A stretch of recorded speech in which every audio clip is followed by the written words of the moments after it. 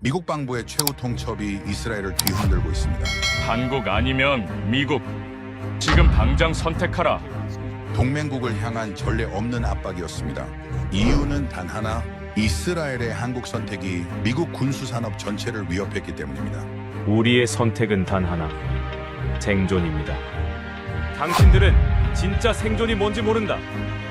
그리고 이스라엘 최고 군사 전문가가 공개한 단 한 장의 데이터. 전 세계가 얼어붙었습니다. 이건 있을 수 없는 일이다. 미국의 70년 독점 체제가 무너지는 순간이었습니다. 그리고 72시간 뒤 독일, 프랑스, 사우디 등 12개국이 한꺼번에 서울로 몰려왔습니다. 세계 최강국을 패닉에 빠뜨린 한국의 생존 설계는 대체 무엇일까요? 그 전말을 지금부터 공개합니다. 지금 즉시 이스라엘로 돌아가셔야 합니다. 국방부에서 긴급 소집 명령이 떨어졌습니다. 제 보좌관 다니엘의 목소리가 떨리고 있었어요.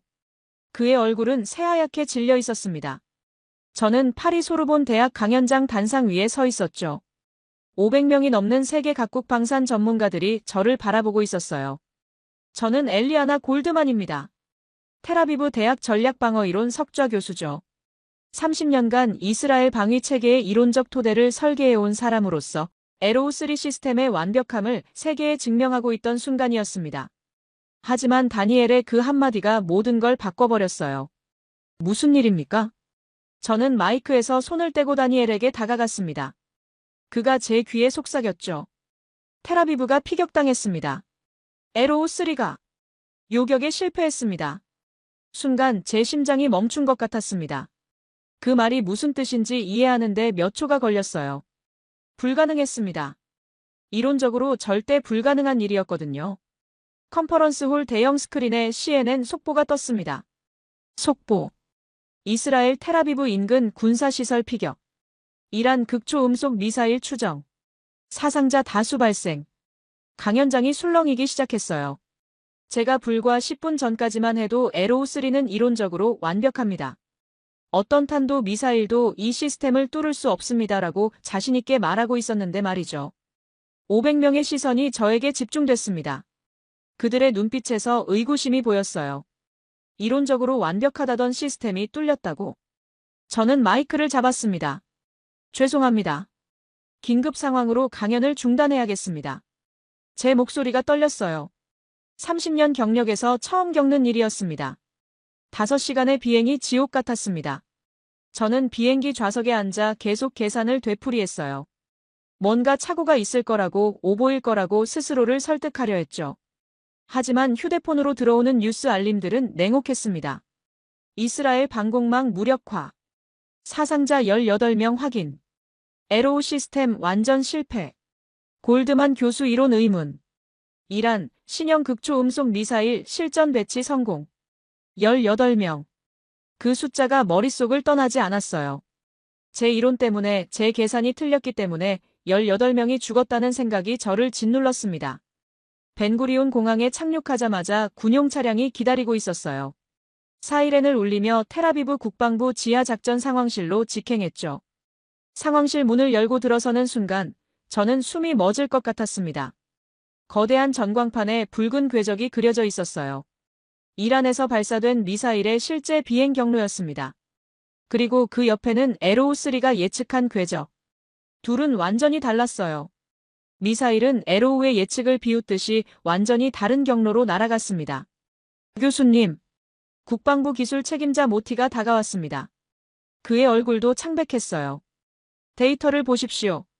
그가 건넨 태블릿 화면에는 충격적인 숫자들이 나열되어 있었습니다. 예측 알고리즘 오차율 340%. 한 발의 미사일에 대해 요격 시도 3번, 전부 실패. 340%. 저는 그 숫자를 멍하니 바라봤어요. 제 이론대로라면 최대 오차율은 15%를 넘을 수 없었습니다. 340%라는 건 완전히 엉뚱한 방향을 예측했다는 뜻이었어요. 이게 대체 어떻게 된 겁니까? 목소리가 쉬어나왔습니다. 모티가 화면을 확대해서 보여줬어요. 극초음속 미사일이 대기권 재진입 후에 S자 기동을 했습니다. S자 기동. 좌우로 급격하게 방향을 바꾸는 기동이었어요. 저는 즉시 반박했습니다. 그건 물리적으로 불가능합니다. 극초음 속에서 그런 기동을 하면 미사일 자체가 공기 마찰과 관성력을 견디지 못하고 붕괴됩니다. 제 논문에서 수학적으로 증명했어요. 하지만 이란이 해냈습니다. 모티가 영상을 재생했어요. 위성이 포착한 실제 영상이었습니다. 극초음 속으로 낙하하던 미사일이 갑자기 좌측으로 급격히 방향을 틀더니 다시 우측으로 꺾였어요. 마치 하늘에서 S자를 그리듯이. 새로운 복합 소재와 인공지능 기반 제어 시스템을 개발한 것으로 추정됩니다. 교수님의 이론이 전제로 삼았던 물리적 한계를 넘어선 겁니다. 저는 말을 잃었습니다. 30년간 절대 불가능하다고 단언했던 일이 제 눈앞에서 벌어지고 있었어요. 제 이론의 기반 자체가 무너진 거였습니다. 피해 현장 보고는요? 사상자 18명. 대부분 군 관계자입니다. 모티가 화면을 바꿨어요. 희생자 명단이 떴습니다. 22살 공군 병사 요나단 레비, 31살 기술병과 중위 미리암 코헨, 45살 정보 분석관 다비드 아론슨. 한 명 한 명이 이름과 얼굴을 가진 살아 숨쉬던 사람들이었어요. 그들에게는 가족이 있었고 꿈이 있었고 내일이 있었을 겁니다. 하지만 제 이론이 틀렸기 때문에 그 모든 게 사라졌어요. 가슴이 찢어지는 것 같았습니다. 상황실 한쪽에서 텔레비전이 켜져 있었어요. 이스라엘 채널2가 긴급 뉴스를 내보내고 있었습니다. 세계 최고라던 에로우 시스템, 이란 미사일 앞에 무력했습니다. 30억 달러를 쏟아부은 방공망이 단 한 발도 막지 못했습니다.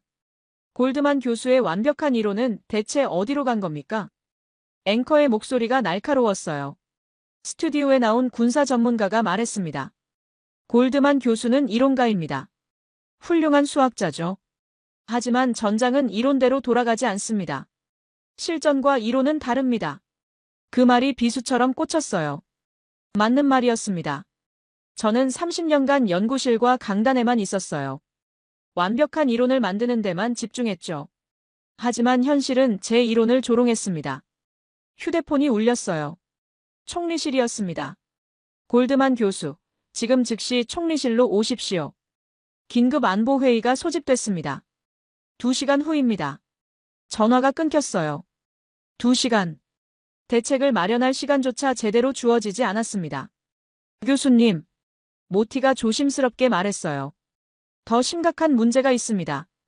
이란이 추가 성명을 발표했습니다. 무슨 내용입니까? 72시간 후 2차 공격을 감행하겠다고 합니다. 이번에는 10배 규모의 미사일 포화 공격이라고 협박했습니다. 10배. 18명의 10배면 200명에 가까운 희생자가 나올 수 있다는 뜻이었어요. 저는 전광판을 다시 바라봤습니다. 붉은 궤적이 여전히 화면에 그려져 있었어요. 에로우3는 그 궤적을 전혀 예측하지 못했습니다. 완전히 빗나간 예측 경로가 무력하게 허공만 가리키고 있었어요. 업그레이드는 불가능합니까? 소프트웨어 수정만으로는 안 됩니다. 하드웨어 자체를 교체해야 하는데 최소 6개월은 걸립니다. 6개월. 72시간 안에 해결해야 하는데 6개월이라니. 저는 주저앉고 싶었어요. 하지만 총리실로 가야 했습니다. 빈손으로 갈 수는 없었죠. 뭔가 대책을 내놓아야 했어요. 교수님, 가셔야 합니다. 차가 대기 중입니다. 모티가 저를 재촉했어요. 저는 비틀거리며 일어섰습니다. 상황실을 나서며 저는 마지막으로 전광판을 돌아봤습니다. 붉은 궤적들이 이스라엘을 향해 그려져 있었고 에로우의 예측은 완전히 빗나가 있었어요. 내 평생의 업적이 이렇게 무너지는 건가? 복도를 걸으며 저는 생각했습니다. 30년간 완벽하다고 믿었던 제 이론이 단 한 번의 공격으로 산산조각 났어요. 그리고 그 대가로 18명이 목숨을 잃었습니다. 엘리베이터를 타고 지상으로 올라갔어요. 문이 열리자 텔아비브의 석양이 보였습니다. 아름다운 도시였어요. 저 도시에는 100만 명이 넘는 사람들이 살고 있습니다. 저는 그들을 지키기 위해 30년을 연구했어요. 하지만 결국 지키지 못했습니다. 그리고 72시간 후에는 더 많은 사람들이 위험에 처할 거예요. 차에 올라탔습니다. 총리실로 가는 길. 저는 창밖을 바라보며 생각했어요. 대책이 뭐가 있을까? 제 이론은 틀렸어. 에로우는 작동하지 않아. 그럼 대체 뭘로 국민을 지킨다는 말인가? 답이 없었습니다. 제 머릿속은 여전히 그 붉은 궤적에 사로잡혀 있었어요. S자로 기동하는 극초음속 미사일. 제가 불가능하다고 단언했던 것이 현실이 됐습니다. 이론가로서의 제 시대는 끝났어요. 하지만 새로운 시대를 열 방법을 저는 아직 찾지 못했습니다. 차창 밖으로 텔아비브의 거리가 지나갔어요. 평범한 일상을 살아가는 사람들. 카페에서 커피를 마시는 사람들. 자전거를 타는 아이들. 저들은 아직 몰라요. 72시간 후 무슨 일이 벌어질지. 그리고 저는 그들을 지킬 방법을 모릅니다. 총리실이 가까워지고 있었어요. 저는 여전히 빈손이었습니다. 총리실 회의실은 무거운 침묵으로 가득했습니다. 베냐민 사울 총리가 테이블 끝에 앉아 있었고 양쪽으로 국방장관, 외교장관, 총참모장, 그리고 모사드 국장이 자리했어요. 모두의 시선이 저를 향했습니다. 골드만 교수, 설명해 주시죠. 어떻게 된 겁니까? 총리의 목소리는 차갑고 날카로웠어요. 저는 태블릿을 켜서 화면을 공유했습니다. 붉은 궤적이 회의실 스크린에 떴어요. 이란이 개발한 신형 극초음속 미사일은 제 이론이 전제한 물리적 한계를 넘어섰습니다. 대기권 재진입 후 S자 기동이 가능한 새로운 기술입니다. 그래서요? 국방장관 아비아이 레빈이 끼어들었습니다. 그는 전직 총참모장 출신으로 현장 경험이 풍부한 강경파였어요. 그래서 우리가 어떻게 해야 합니까? 교수님 이론이 틀렸다는 건 이제 알겠습니다. 대책이 뭡니까? 저는 숨을 깊이 들이쉬었어요. 에로우 시스템을 업그레이드해야 합니다. 인공지능 기반 예측 알고리즘으로 전면 교체하고 레이더 시스템도 다중 주파수 체계로 바꿔야 해요.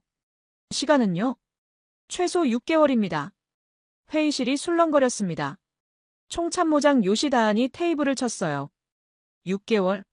교수님, 이란이 72시간 후에 다시 공격한다고 협박했습니다.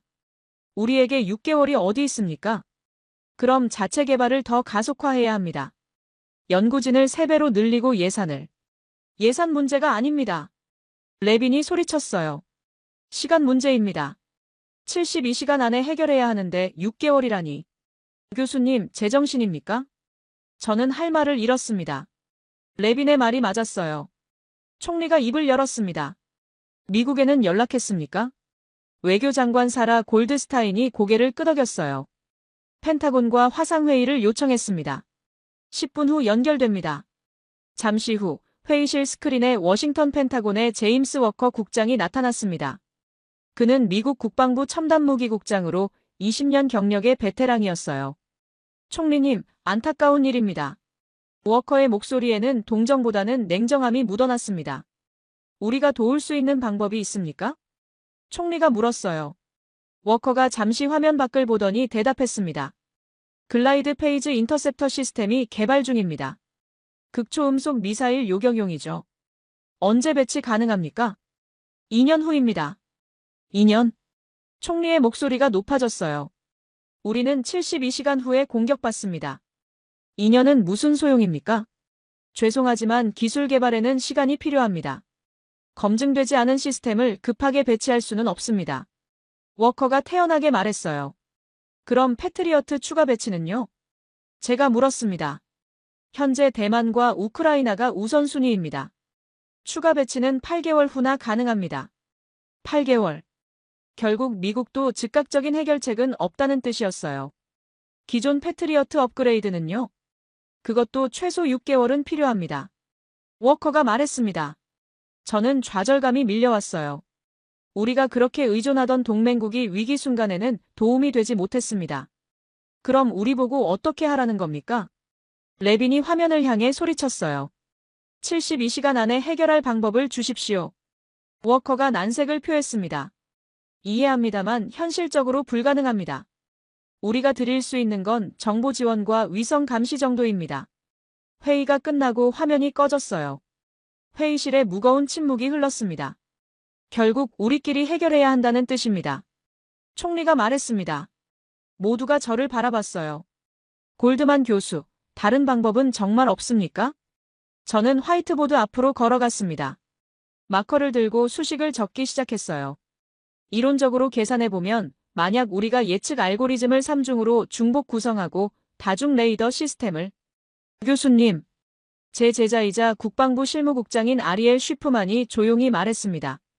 이론으로는 막을 수 없습니다. 현실을 봐야 합니다. 그 말에 저는 마커를 놓았어요. 쉬프만이 맞았습니다. 저는 또다시 이론에만 매달리고 있었어요. 그럼 어떻게 하자는 겁니까?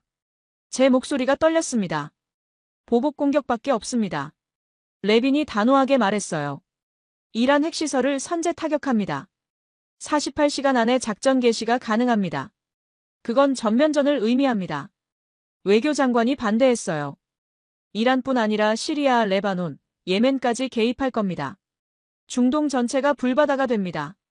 하지만 방어할 수 없다면 공격이 최선의 방어 아닙니까? 레빈이 테이블을 쳤습니다. 회의실이 뜨겁게 달아올랐어요. 전쟁을 주장하는 쪽과 외교적 해결을 원하는 쪽이 격렬하게 충돌했습니다. 저는 그 광경을 멍하니 바라봤어요.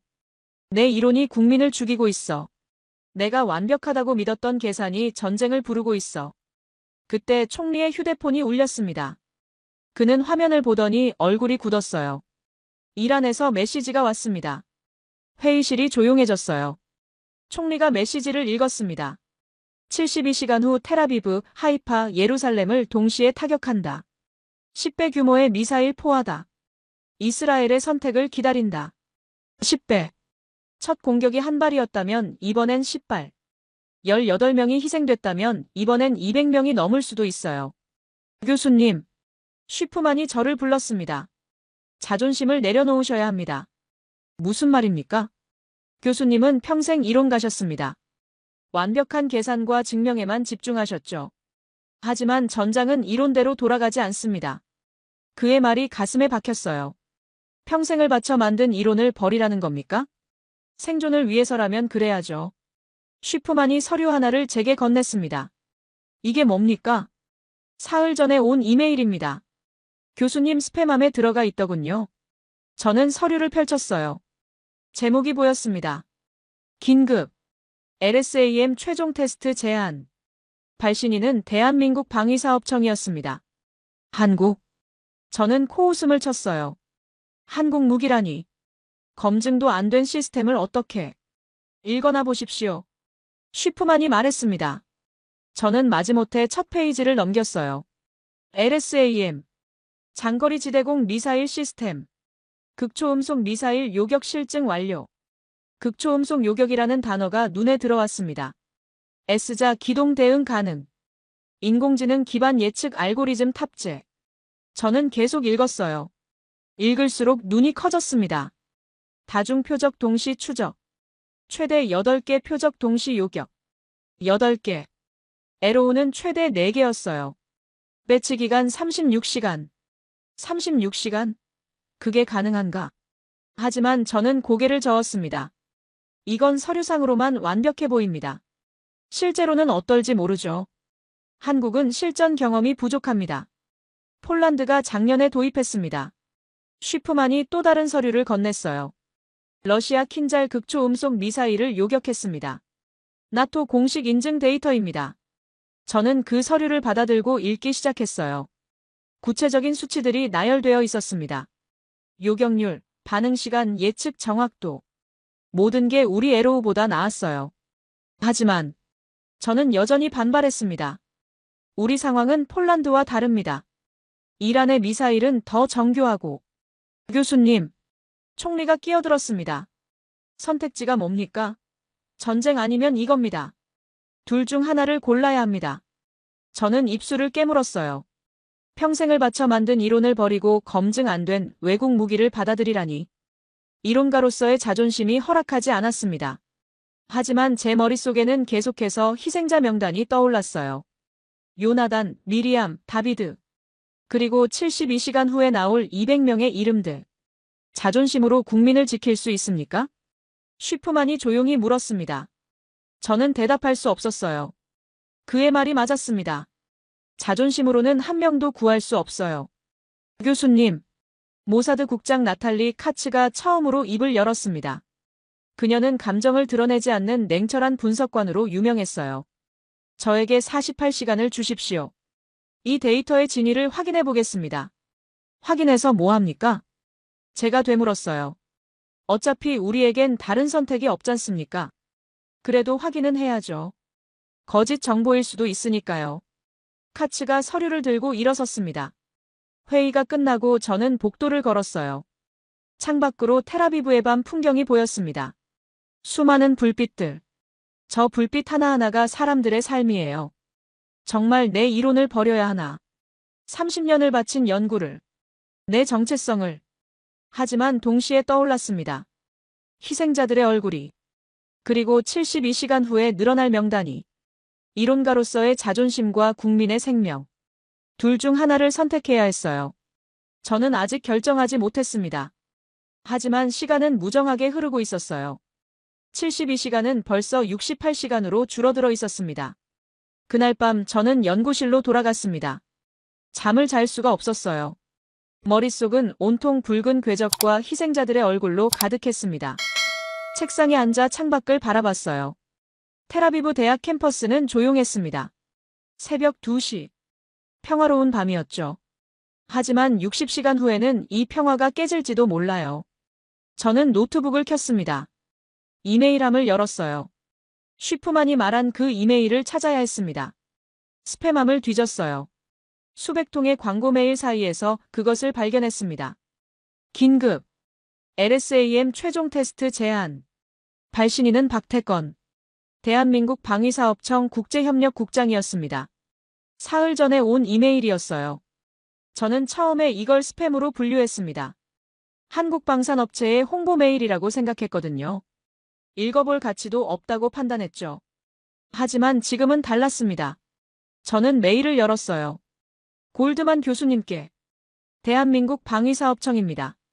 저희 LSAM 시스템이 귀국의 방위 상황에 도움이 될 것으로 판단됩니다. 북한의 극초음속 위협에 대응하여 개발된 시스템으로 실전 검증을 완료했습니다. 북한 극초음속. 저는 코웃음을 쳤어요. 북한의 기술 수준이 이란과 비교될까? 하지만 계속 읽었습니다. 주요 성능. 사거리 150km. 극초음속 미사일 요격 가능. 마하 10 이상 표적 대응. S자 기동 추적 및 요격 실증 완료. S자 기동 추적. 바로 우리가 실패한 그것이었어요. 인공지능 기반 예측 알고리즘. 표적의 다음 기동을 0.23초 전에 예측. 예측 정확도 99.7%.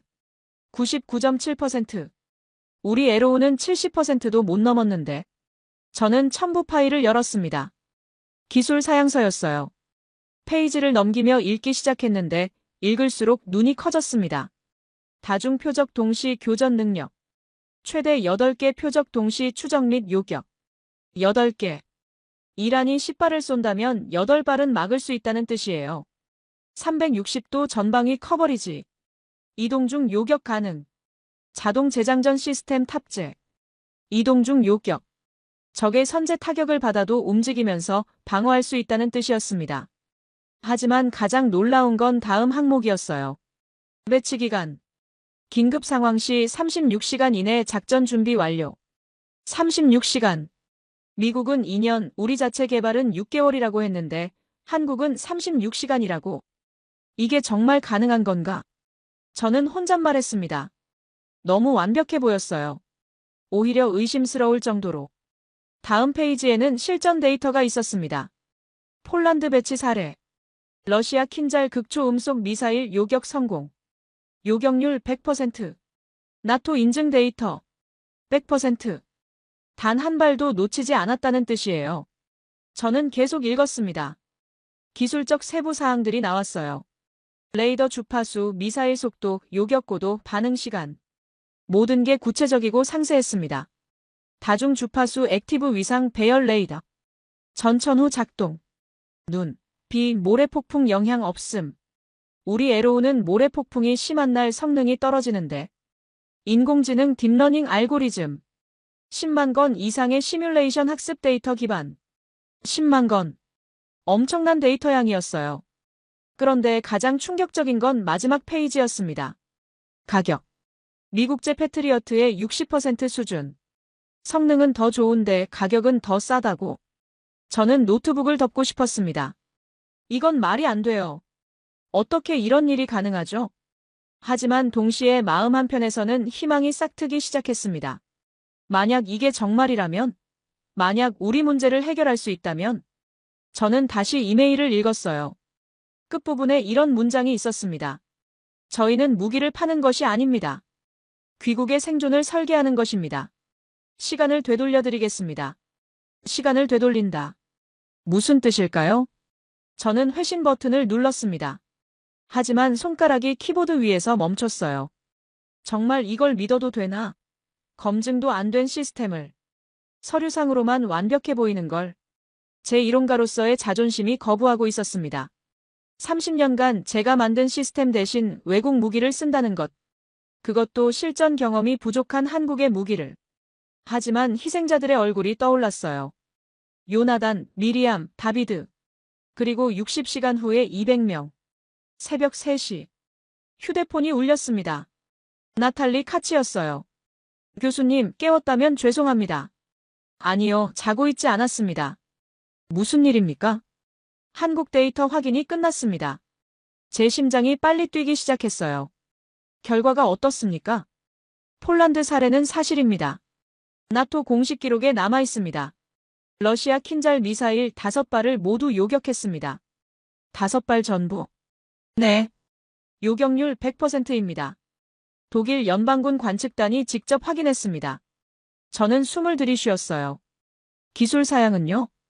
과장된 것 같지는 않습니다. 오히려 보수적으로 작성된 것 같습니다. 실제 성능은 더 나을 수 있습니다.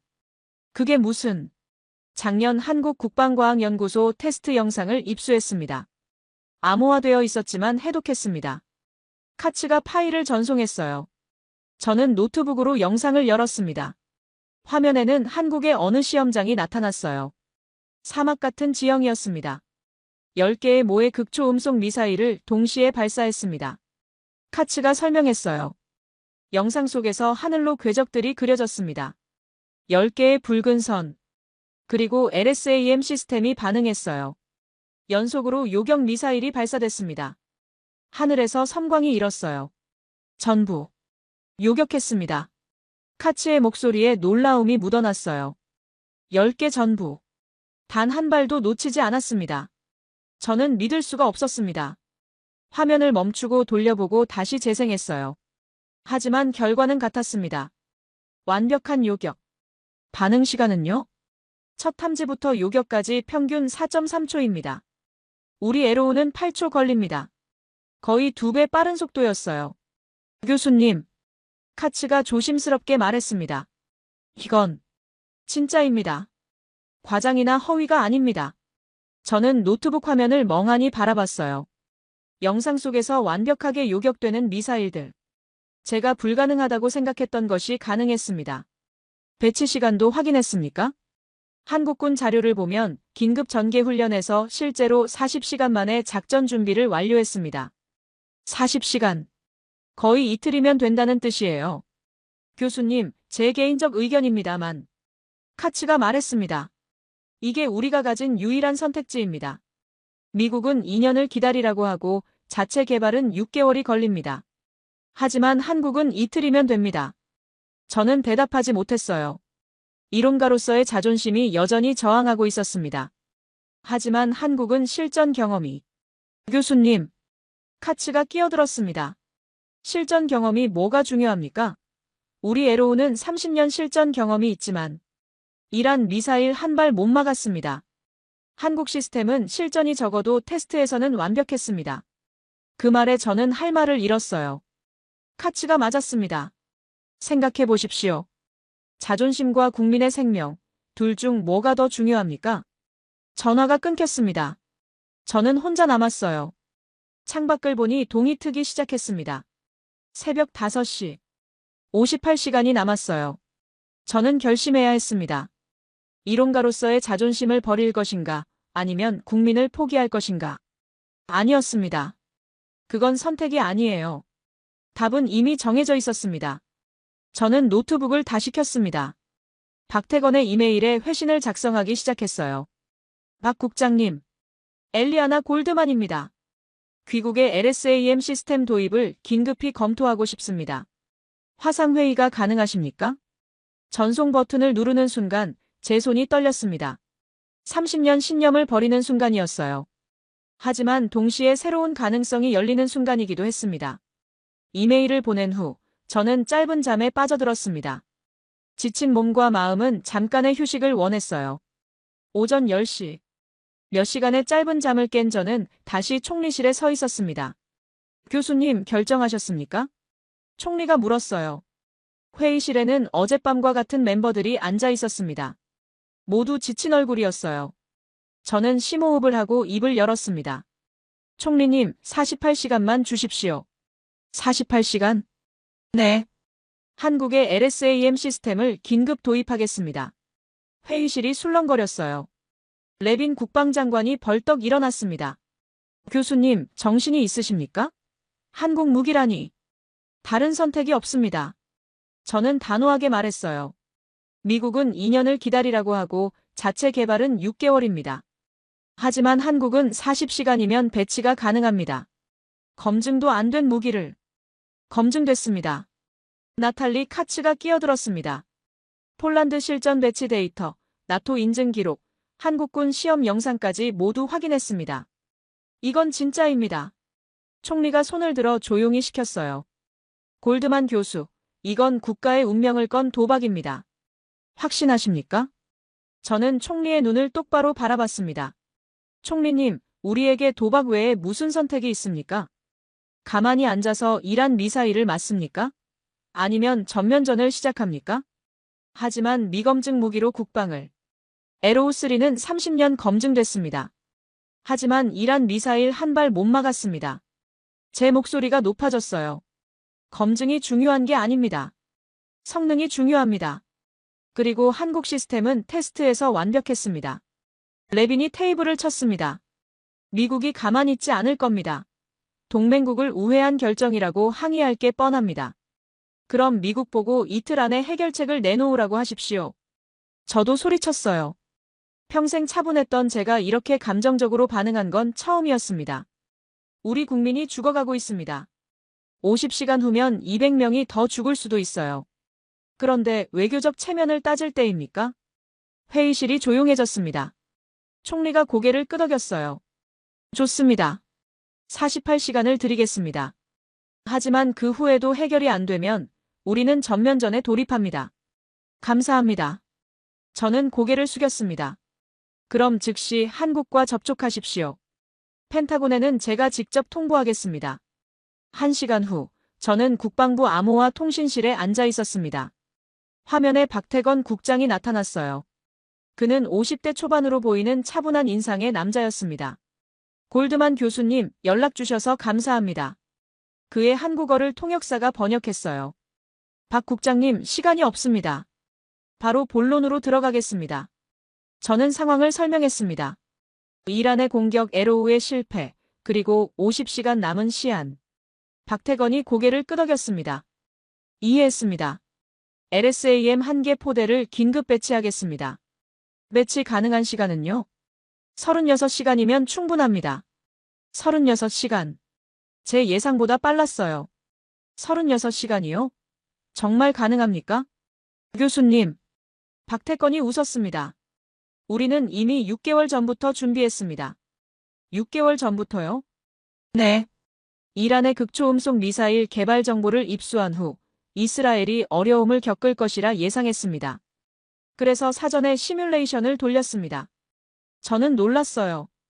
한국이 그렇게 미리 준비하고 있었다니. 귀국의 지형, 기후, 위협 환경을 모두 분석했습니다. 네게브 사막 배치에 최적화된 세팅을 이미 완료했습니다. 박태건이 자료를 공유했어요. 화면에 네게브 사막 지도가 떴습니다.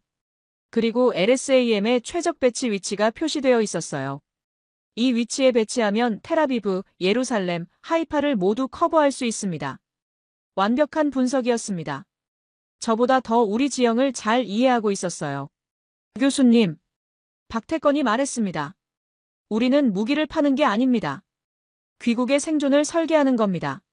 시간을 되돌려드리겠습니다. 시간을 되돌린다. 이제 그 말의 뜻을 알 것 같았어요. 희생되기 전으로, 공격받기 전으로 시간을 되돌리겠다는 뜻이었습니다. 즉시 수송기를 띄우겠습니다. 30시간 후 벤구리온 공항에 도착합니다. 감사합니다. 제 목소리가 떨렸어요. 처음으로 희망이 보였습니다. 하지만 문제가 생겼습니다. 다음 날 아침 펜타곤에서 긴급 전화가 왔어요. 제임스 워커 국장이었습니다. 골드만 교수, 이게 무슨 짓입니까? 그의 목소리는 분노로 가득했어요. 우리 동맹국이 우리 허가도 없이 한국 무기를 도입한다고요? 상황이 급박합니다. 미국은 2년을 기다리라고 했잖습니까? 그래도 절차가 있습니다. 나토 동맹 체계를 무시하는 겁니까? 국민이 죽어가고 있습니다. 저는 차분하게 말했어요. 절차보다 생명이 우선입니다. 이건 동맹 관계에 심각한 영향을 미칠 겁니다. 워커가 경고했어요.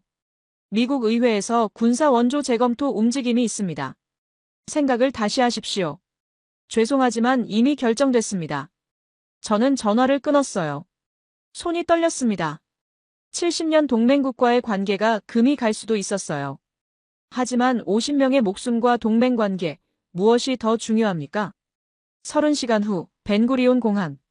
깊은 밤이었습니다. 활주로에 세 대의 거대한 수송기가 착륙했어요.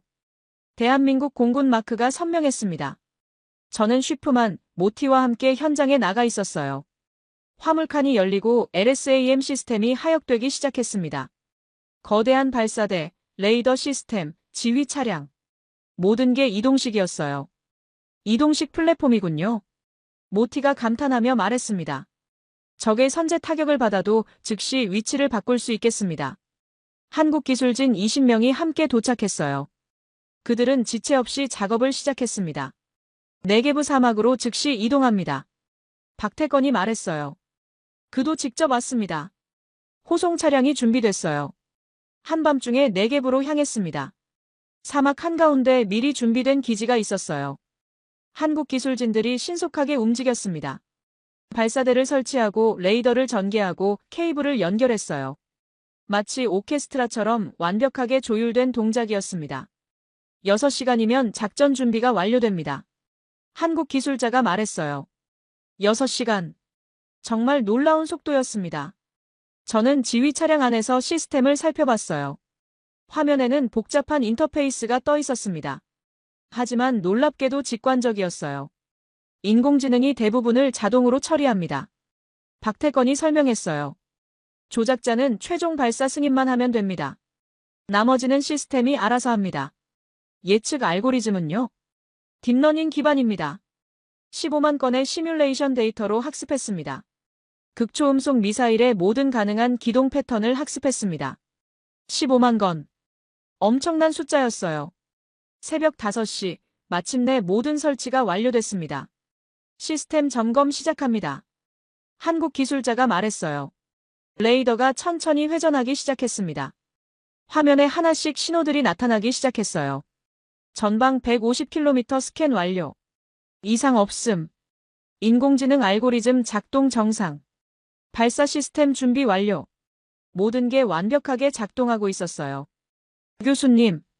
박태건이 저를 불렀습니다. 이제 하늘이 증명할 차례입니다. 그 말에 저는 고개를 끄덕였어요. 이론은 이제 필요 없었습니다. 오직 현실만이 답을 줄 거예요. 하늘은 서서히 밝아오고 있었습니다. 이란의 공격까지 20시간이 남았어요. 저는 네게브 사막을 바라봤습니다. 저 너머 어딘가에서 이란의 미사일이 발사될 겁니다. 그리고 한국의 이 시스템이 우리를 지켜줄 거예요. 정말 가능할까? 이론가인 내가 평생의 신념을 버리고 선택한 이 도박이 성공할까? 하지만 돌이킬 수는 없었습니다. 이미 주사위는 던져졌어요.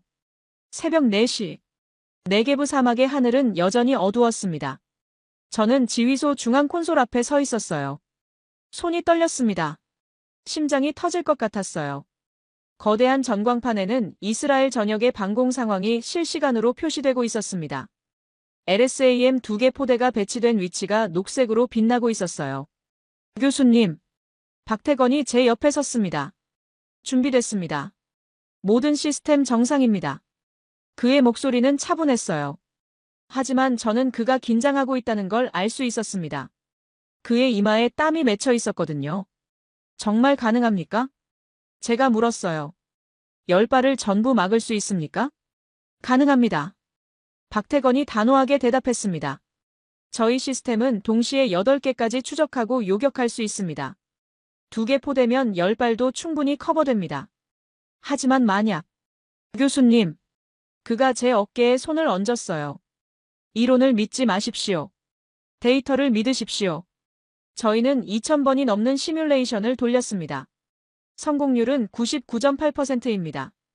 99.8%. 제 LO는 이론상 99.9%였는데 실전에서는 제로였어요. 하지만 지금은 그들의 데이터를 믿는 수밖에 없었습니다. 이란 미사일 발사 감지. 레이더 담당 기술자가 외쳤습니다. 오전 4시 12분. 전광판에 붉은 점들이 나타나기 시작했어요. 하나, 둘, 셋. 10개. 이란 영토에서 동시에 발사된 10발의 극초음속 미사일이 이스라엘을 향해 날아오고 있었습니다. 예상 도달 시간 6분. 궤적 분석 중. 지휘소가 긴장으로 얼어붙었습니다. 저는 화면을 뚫어지게 바라봤어요. 10개의 붉은 점이 포물선을 그리며 상승하고 있었습니다. 대기권을 벗어나는 중이었어요. 인공지능 예측 시작. 박태건이 명령했습니다. LSAM의 중앙 컴퓨터가 작동하기 시작했어요. 화면에 복잡한 수식과 그래프들이 실시간으로 나타났습니다. 저는 그 수식들을 보며 숨을 죽였습니다. 제가 30년간 연구했던 것과는 완전히 다른 접근법이었어요. 확정적 계산이 아니라 확률적 예측. 단일 경로가 아니라 수천 가지 가능성을 동시에 계산하고 있었습니다. 첫 번째 예측 경로 완료. 신뢰도 92%. 두 번째 표적 분석 완료. 신뢰도 88%. 연속으로 보고가 올라왔어요. 인공지능이 각 미사일의 예상 경로를 실시간으로 계산하고 있었습니다. 대기권 재진입 4분 전. 쉬프만이 제 옆으로 다가왔습니다. 교수님, 저기 보십시오. 그가 화면을 가리켰어요. 각 붉은 점마다 여러 개의 반투명한 선이 그려지고 있었습니다. 가능한 모든 경로였어요. 미사일이 S자 기동을 할 경우에 수십 가지 시나리오가 동시에 표시되고 있었습니다. 저게 인공지능의 예측입니까? 네. 단일 경로를 예측하는 게 아니라 모든 가능성을 계산합니다. 그리고 가장 확률 높은 경로에 대비하는 거죠. 확률. 제 이론은 결정론적이었어요. 어가 일어나면 B가 일어난다. 하지만 현실은 확률적이었습니다. 어가 일어나면 B, C, D 이 중 하나가 일어날 수 있다. 대기권 재진입 시작. 10개의 붉은 점이 하강 궤도에 진입했습니다. 속도 마하 15. 고도 50km. 엄청난 속도였어요. 초속 5km. 1초에 5km를 날아오고 있었습니다. 요격 준비. 박태건이 명령했습니다. 2개 포대의 발사대가 일제히 하늘을 향했어요. 각 발사대마다 8개의 미사일이 장전되어 있었습니다. 표적 할당 완료. 1번 포대, 표적 1부터 5까지. 2번 포대, 표적 6부터 10까지. 인공지능이 자동으로 표적을 분배했습니다. 효율적이었어요. 중복 없이, 누락 없이. 발사 30초 전. 저는 주먹을 쥐었습니다. 손톱이 손바닥에 박혔어요. 제발. 제발 성공해라. 머릿속으로 기도했습니다. 18명의 얼굴이 스쳐 지나갔어요. 요나단, 미리암, 다비드. 그들을 구하지 못한 제가 이번에는 더 많은 사람들을 구할 수 있기를. 20초 전. 표적 고도 30km. 예측 경로 최종 확정. 화면에 반투명한 선들이 하나씩 사라지고 가장 확률 높은 경로만 남았습니다. 10초 전. 박태건이 발사 버튼 위에 손을 올렸어요. 5, 4, 3, 2, 1. 발사. 순간 지휘소 전체가 진동했습니다. LSAM 발사대에서 16발의 요격 미사일이 동시에 솟아올랐어요. 하얀 연기 기둥이 사막 위로 치솟았습니다. 지휘소 밖에서 굉음이 들렸어요. 연속적인 발사음이 사막을 울렸습니다. 하늘로 날아가는 흰 꼬리를 남기며 요격 미사일들이 상승했습니다. 레이더 화면에서는 녹색 점들이 붉은 점들을 향해 돌진하고 있었어요. 첫 번째 교전 10초 전. 기술자가 외쳤습니다. 저는 화면에서 눈을 떼지 못했어요. 첫 번째 녹색 점과 붉은 점이 빠르게 접근하고 있었습니다. 예측 경로 일치. 충돌 5초 전. 심장이 멈춘 것 같았어요. 3, 2, 1. 하늘 어딘가에서 섬광이 일었습니다. 명중. 첫 번째 표적 요격. 지휘소에서 환호가 터져 나왔어요. 하지만 저는 여전히 긴장을 늦출 수 없었습니다. 아직 9개가 남았어요. 두 번째 교전. 두 번째 녹색 점이 붉은 점과 만났습니다. 명중. 세 번째 교전. 명중. 연속으로 성공했어요. 하지만 네 번째에서 문제가 생겼습니다. 대기. 네 번째 표적 기동 변화. 기술자가 긴장한 목소리로 외쳤어요. 화면 속 네 번째 붉은 점이 갑자기 예상 밖의 방향으로 움직였습니다. S자 기동이었어요. 좌측으로 급격히 꺾였습니다. 요격 미사일 빗나갈 가능성. 제 심장이 쿵하고 내려앉았어요. 또 실패하는 건가? 하지만 박태건은 침착했습니다. 인공지능 재계산. 화면에서 녹색점의 궤적이 실시간으로 수정됐어요. 요격 미사일이 중간에 방향을 바꿨습니다. 마치 살아있는 것처럼. 궤적 수정 완료. 재교전 3초. 녹색점이 다시 붉은 점을 향해 돌진했어요. 2, 1. 섬광. 명중. 네 번째 표적 요격. 저는 숨을 크게 내쉬었습니다. 손에 땀이 가득 차 있었어요. 이게 어떻게 가능합니까? 제가 중얼거렸어요. 중간에 궤적을 수정한다. 그건 제 이론으로는 불가능했습니다. 실시간 기동 제어입니다. 옆에 있던 한국 기술자가 설명했어요. 미사일에 탑재된 인공지능이 표적의 움직임을 실시간으로 추적하고 자체적으로 궤적을 수정합니다. 마치 스스로 생각하는 것처럼요. 스스로 생각하는 미사일. 저는 감탄했습니다. 5번째, 6번째, 7번째. 연속으로 섬광이 터졌어요. 하늘이 폭죽처럼 빛났습니다. 8번째 명중. 9번째 명중. 마지막 하나가 남았어요. 화면 속 마지막 붉은 점이 여전히 이스라엘을 향해 날아오고 있었습니다. 가장 빠른 미사일이었어요. 속도가 마하 17이었습니다. 마지막 표적 가장 위협적. 속도 초과. 예상보다 20% 빠름. 기술자의 목소리에 긴장이 묻어났어요. 저는 화면을 꽉 쥐고 바라봤습니다. 마지막 녹색 점이 돌진하고 있었어요. 하지만 붉은 점이 너무 빨랐습니다. 충돌 확률 72%. 72%. 실패할 가능성이 28%나 됐어요. 보조미사일 발사. 박태건이 즉각 명령했습니다. 또 하나의 녹색 점이 화면에 나타났어요. 예비 미사일이었습니다. 이중 교전. 2개의 녹색 점이 동시에 마지막 붉은 점을 향해 돌진했습니다. 충돌 10초. 저는 숨도 쉬지 못했어요. 지휘소의 모든 사람이 화면만 바라봤습니다. 5, 4, 3. 세상이 멈춘 것 같았습니다. 2, 1. 2개의 섬광이 거의 동시에 터졌습니다. 명중. 이중 명중. 마지막 표적 완전 파괴. 전 표적 요격 완료. 지휘소가 폭발했습니다.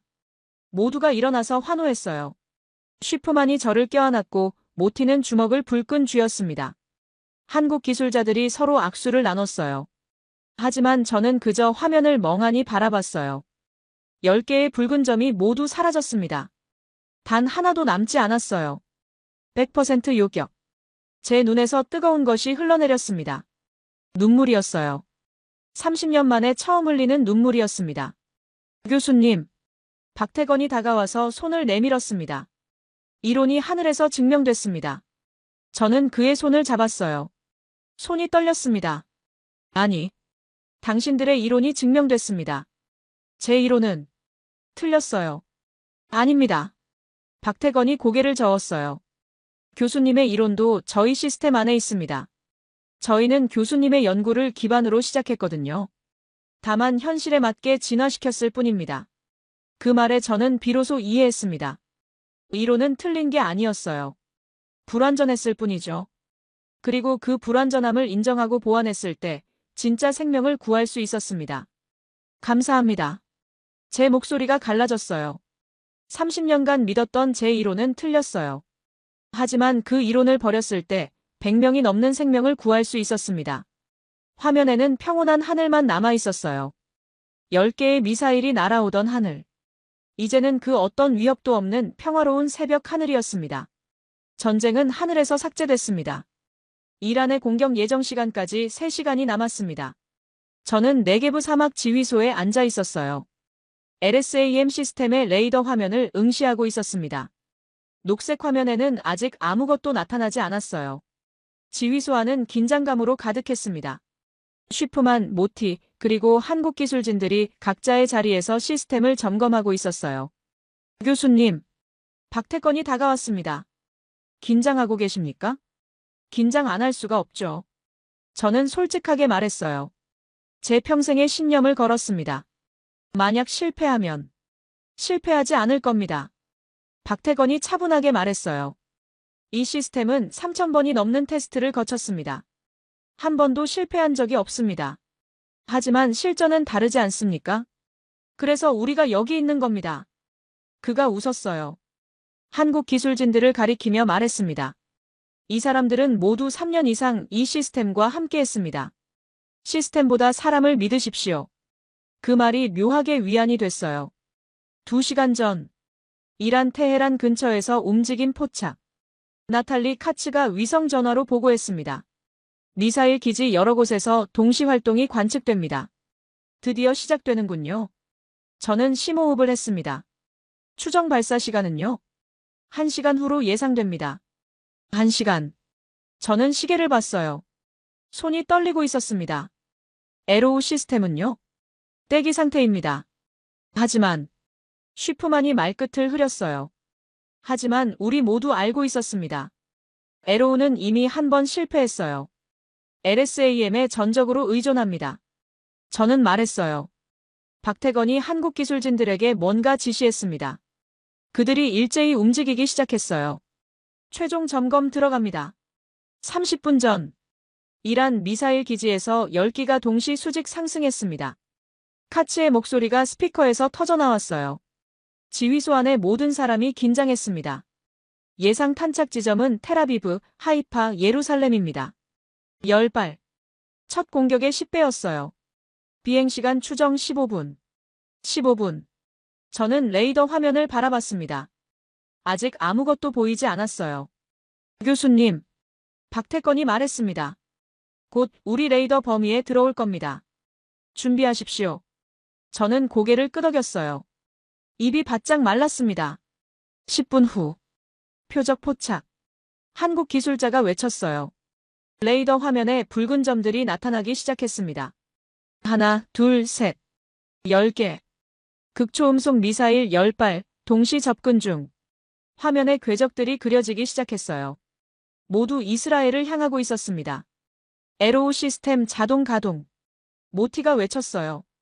옆 화면에 에로우의 예측 경로가 나타났습니다. 하지만 저는 이미 알고 있었어요. 에로우는 실패할 거예요. 과연 미사일들이 갑자기 기동을 시작했습니다. S자로 좌우로 꺾이기 시작했어요. 에로우 예측 실패. 요격 불가능. 에로우는 또다시 허공만 가리켰습니다.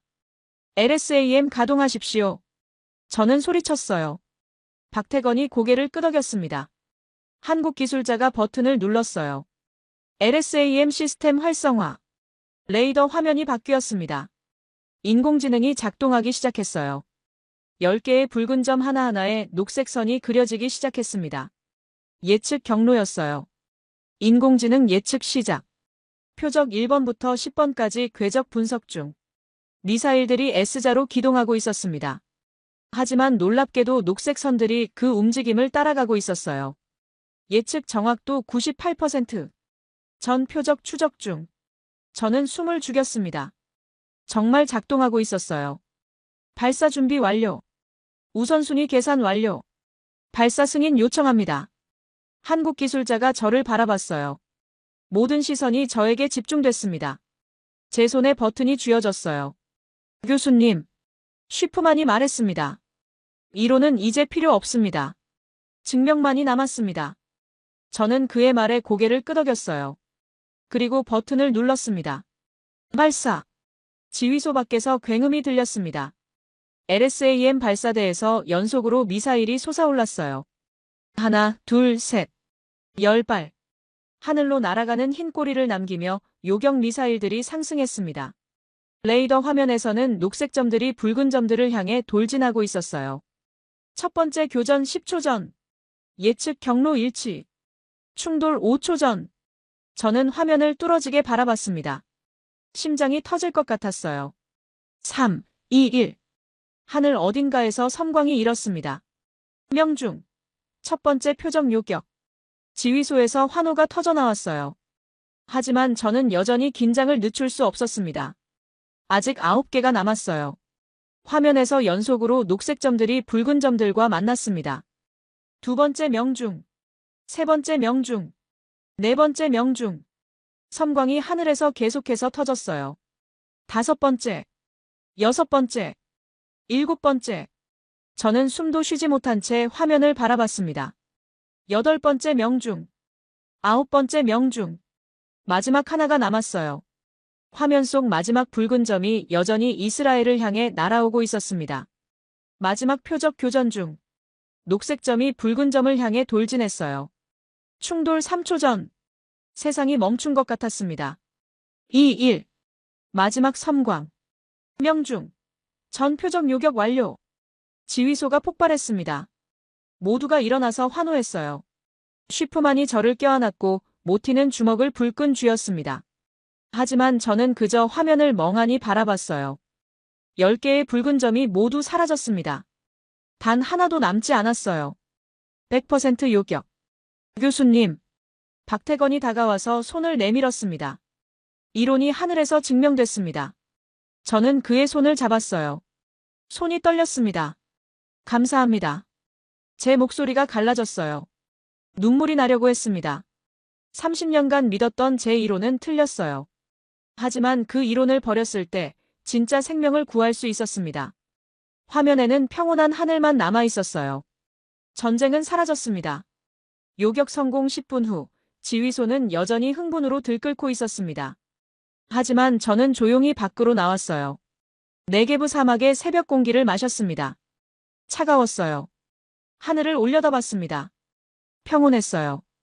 방금 전까지 10개의 미사일이 날아오고 있었는데 이제는 아무 흔적도 남지 않았습니다.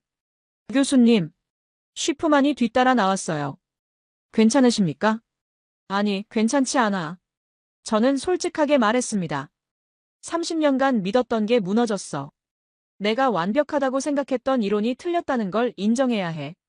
하지만 교수님 덕분에 우리가 살았습니다. 내 이론 때문이 아니야. 내가 이론을 버렸기 때문이지. 쉬프만이 제 어깨에 손을 얹었어요. 그게 더 용기 있는 일 아닙니까? 틀렸음을 인정하고 새로운 걸 받아들이는 것. 저는 대답하지 못했어요. 하지만 그의 말이 위안이 됐습니다.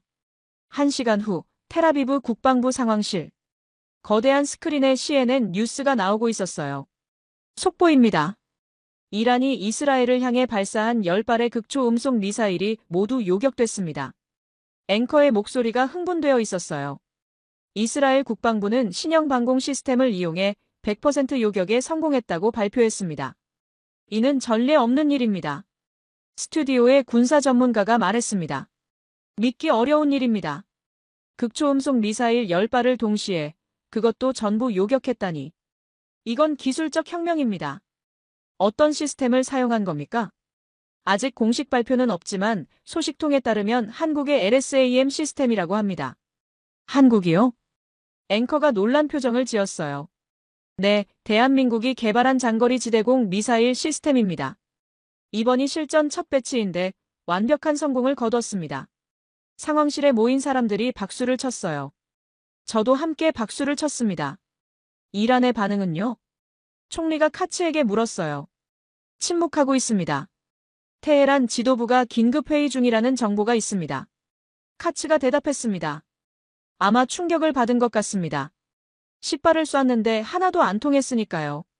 그때 카츠의 휴대폰이 울렸어요. 그녀가 전화를 받더니 얼굴이 밝아졌습니다. 총리님, 이란에서 비공식 채널로 연락이 왔습니다. 내용이 뭡니까? 휴전 협상을 원한다고 합니다. 상황실이 술렁거렸어요. 총리가 주먹을 쥐었습니다. 추가 공격 계획은요? 전면 중단했다고 합니다. 더 이상의 미사일 공격은 무의미하다고 판단한 것 같습니다. 전쟁이 사라진 순간이었어요. 그날 오후 전 세계 언론이 일제히 보도하기 시작했습니다. 이스라엘, 한국 방공 시스템으로 전면전 마가. K-디펜스, 중동 전쟁 저지한 게임 체인저. 극초음속 시대의 새로운 해답, 한국에서 나오다. BBC 뉴스에서는 아예 특집 프로그램을 편성했어요. 한국의 LSAM 시스템이 극초음속 미사일 방어의 새로운 기준을 제시했습니다. 군사 애널리스트가 분석했어요.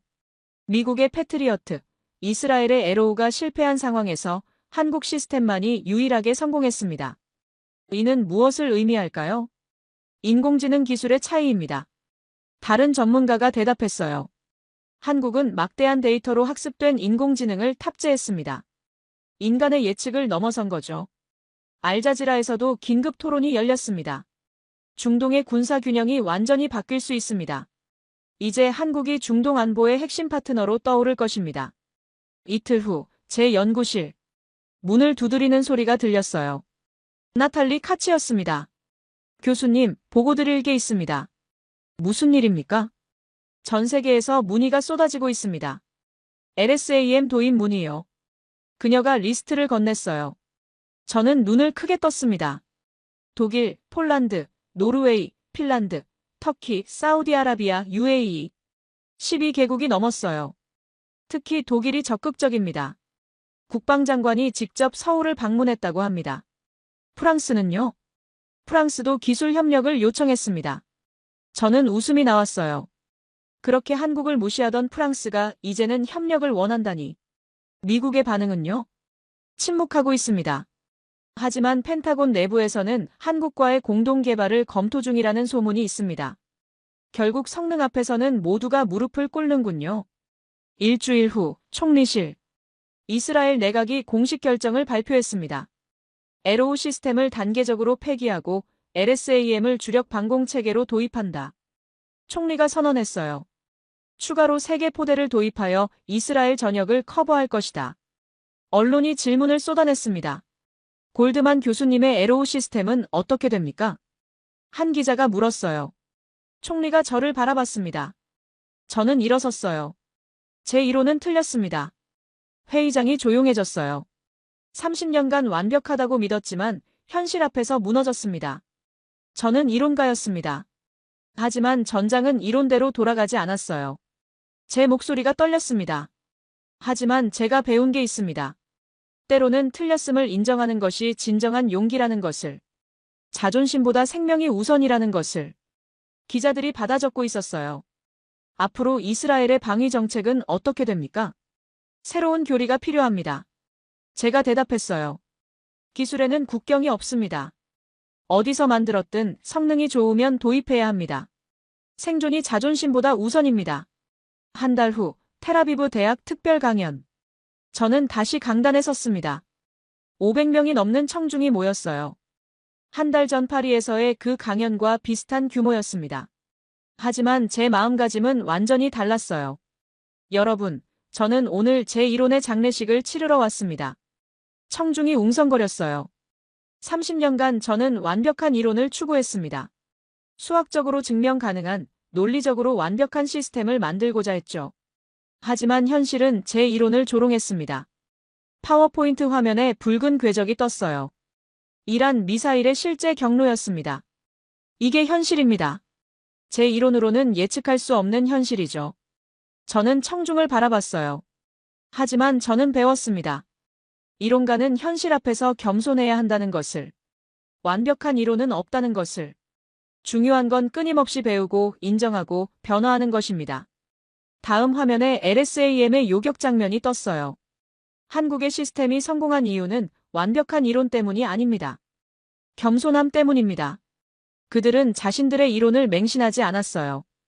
데이터를 믿었고 인공지능을 활용했고 끊임없이 개선했습니다. 저는 심호흡을 했어요. 오늘부터 저는 새로운 교리를 제안합니다. 골드만 독트린은 폐기합니다. 대신 K 독트린을 제안합니다. 화면에 새로운 슬라이드가 떴어요. K 독트린의 핵심은 3가지입니다. 첫째, 기술에는 국경이 없다. 둘째, 생존이 자존심보다 우선한다. 셋째, 이론보다 현실을 믿는다. 청중이 박수를 치기 시작했어요. 작은 박수에서 시작해서 점점 커졌습니다. 저는 박수 소리를 들으며 생각했어요. 30년 만에 처음으로 진짜 가르침을 주는구나. 그날 저녁 박태건과 저녁 식사를 했습니다. 교수님, 훌륭한 강연이었습니다. 그가 말했어요. 감사합니다. 당신들 덕분입니다. 아닙니다. 교수님의 용기 덕분입니다. 자신의 이론을 버리는 건 쉬운 일이 아니거든요. 우리는 잠시 침묵했어요. 창밖으로 텔아비브의 불빛이 보였습니다.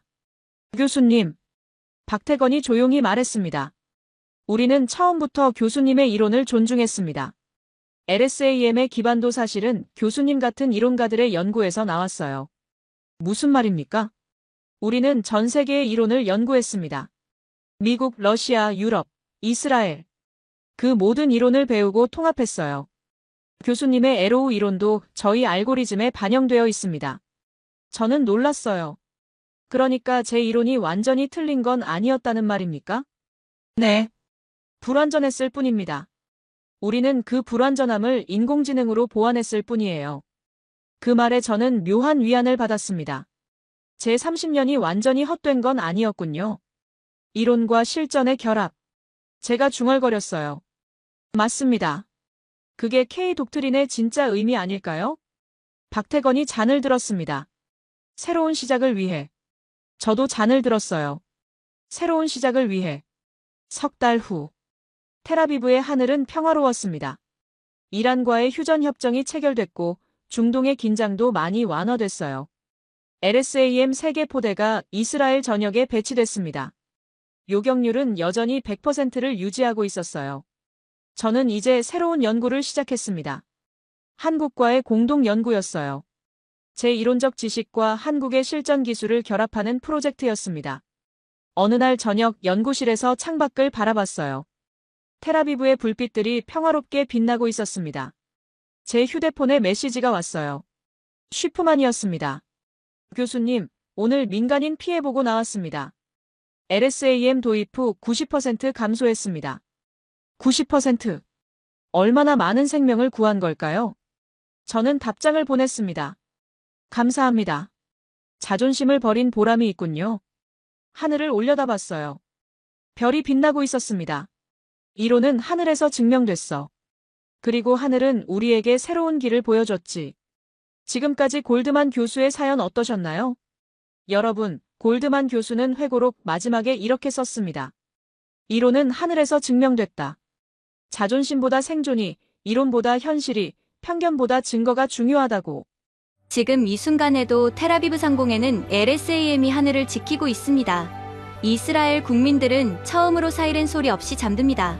30년 이론을 버린 한 교수의 용기가 수백 명의 생명을 구했고 한국의 기술이 지구 반대편 하늘에 평화를 선물했습니다. 세상은 이제 한국을 다르게 봅니다. 생존을 설계하는 나라로, 시간을 되돌려주는 나라로. 이 이야기가 울림이 있었다면 구독과 좋아요로 응원해주세요. 그리고 전 세계가 인정한 대한민국의 저력을 공유로 더 많은 분들께 알려주시기 바랍니다. 오늘도 자부심 가득한 하루 보내세요. 지금까지 코리아 원더풀이었습니다. 감사합니다. 감사합니다. 감사합니다. 감사합니다. 감사합니다.